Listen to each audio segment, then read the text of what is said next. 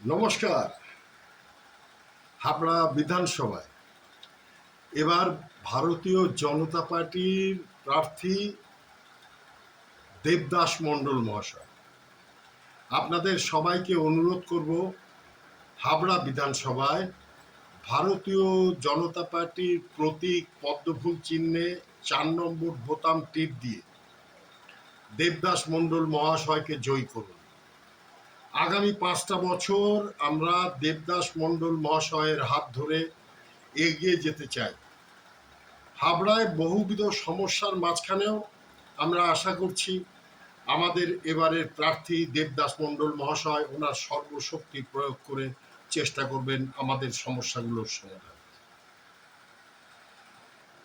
আশা করছি সারা বাংলায় প্রথম দফার গত দিনের ভোট যেভাবে হয়েছে এইভাবে শান্তিপূর্ণ সুন্দর ভোট আগামী ২৯ তারিখেও হবে এবং ভোট পরবর্তী হিংসা হবে না, এটা আমরা কামনা করি।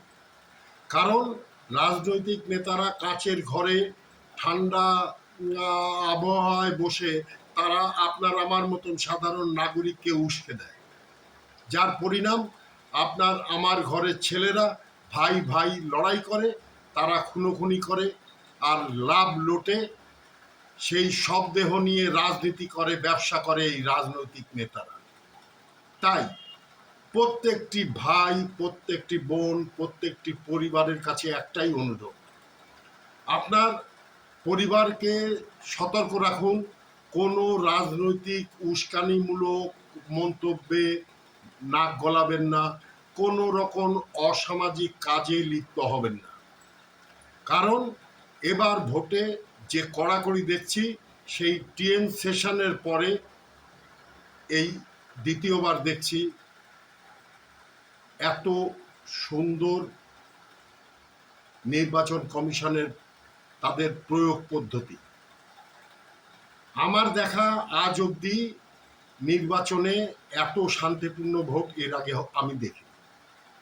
এটা আমাদের সবার খুশির খবর, দলমত নির্বিশেষে আমাদের সবার খুশির খবর। কারণ আমাদের পরিবারের, আমাদের ভাই বোনদের আমরা হারাচ্ছি না, তারা রক্তাক্ত হচ্ছে না। এর চেয়ে বড় কিছু নেই। রাজনৈতিক দল আসবে যাবে, তারা বিভিন্ন প্রতিশ্রুতি দেবে, কেউ পূরণ করবে, কেউ পূরণ করবে না। এবার আমাদের ভারতীয় জনতা পার্টি নরেন্দ্র মোদী মহাশয়ের নেতৃত্বে, অমিত শাহের নেতৃত্বে, শুভেন্দু বাবু এবং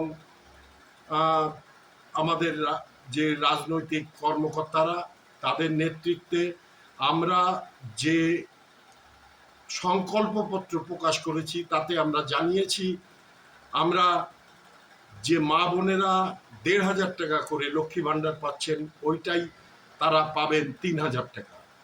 যে বেকার ভাইরা লাইন দিয়েও ১,৫০০ টাকা পাচ্ছেন না, তারা যতদিন কর্মসংস্থানে যুক্ত না হচ্ছেন ততদিন তারা ৩,০০০ টাকা করে পাবেন। এগুলো ভারতীয় জনতা পার্টি, ভারতের সবচেয়ে বড় রাজনৈতিক দল, তার সংকল্প। যেটা আপনারা ভারতবর্ষের ১৮টি রাজ্যে যে ভারতীয় জনতা পার্টি তারা সরকার পরিচালনা করছে সেখানে আপনারা যাচাই করে দেখে নিতে পারেন। অনেকে মিথ্যে অনেক ভাওতা দিচ্ছে, অনেক রকম মিথ্যে প্রচার করছে। এআই এর জমানা, মিথ্যা ভিডিও বানাতে, মিথ্যা যেসব প্রচার সেগুলো করতে যে সমস্যা হয় না সেটা আপনারা বোঝেন, জানেন, আপনারা প্রমাণ পেয়েছেন মিথ্যা ভিডিও বানিয়ে কোন দল প্রচার করে।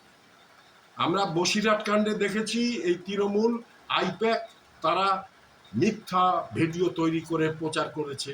আমরা সদ্য দেখলাম হুমায়ুন কবিরের ক্ষেত্রেও সেই রকম হয়েছে। আরও এরকম অনেক আছে যেগুলো আমি উল্লেখ করতে পারছি না। যাই হোক, আপনাদের সবার কাছে অনুরোধ, আপনারা এবার বাংলায় ভারতীয় জনতা পার্টিকে আনুন। ৫টা বছর এদের সময় দিন। আপনারা সময় দিয়েছেন কংগ্রেসকে, সময় দিয়েছেন বামফ্রন্টকে, সময় দিয়েছেন তৃণমূল সরকারকে। এরা আজকে যে জায়গায় আমাদের বাংলাকে নিয়ে দাঁড় করিয়েছে সেখান থেকে আমাদের ফিরে আসা খুব কষ্টকর। একমাত্র সম্ভব যদি আমরা কেন্দ্রের সাথে সদ্ভাব রক্ষা করে আমাদের প্রয়োজনীয় অধিকার আদায় করে আনতে পারে। তার জন্যে আমাদের দরকার কেন্দ্রের সাথে সমান সরকার। সেই সরকার আনতে গেলে আপনার মূল্যবান ভোট দিতে হবে ভারতীয় জনতা পার্টিকে পদ্মফুল চিহ্নে।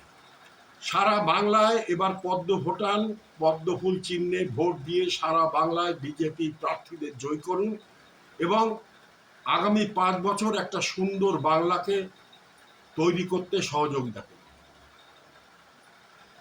আপনার আমার এক একটি ভোট যখন আমরা এই সন্ত্রাসী এই চোর সরকারের বিপক্ষে প্রদান করব, তখনই একমাত্র আমরা পরিবর্তন আনতে সক্ষম হব।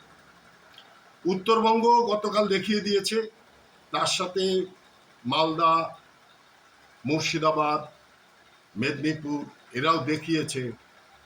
আমরা চাই এই রকম শান্তিতে 29 তারিখের ভোটটাও হোক, আপনার আমার পরিবার সুরক্ষিত থাকুক, কেউ কোনো রকম ভয় ভীতিতে প্রভাবিত হবেন না, নির্ভয় নিশ্চিন্তে ভোট দিন। আপনার ভোট আপনি দিন এবং ভারতীয় জনতা পার্টিকে পদ্মফুল চিহ্নে ভোট দিয়ে জয় করুন। হাবড়া কেন্দ্রে যারা বসবাস করেন তারা দেবদাস মণ্ডল মহাশয়কে ভোট দিয়ে জয়যুক্ত করুন। আগামী 5টা বছর ভারতীয় জনতা পার্টিকে সুযোগ দিন, দেখুন এই দল আপনাকে কতটুকু সহযোগিতা করতে পারে। আপনার সমর্থন ছাড়া এটা সম্ভব নয়।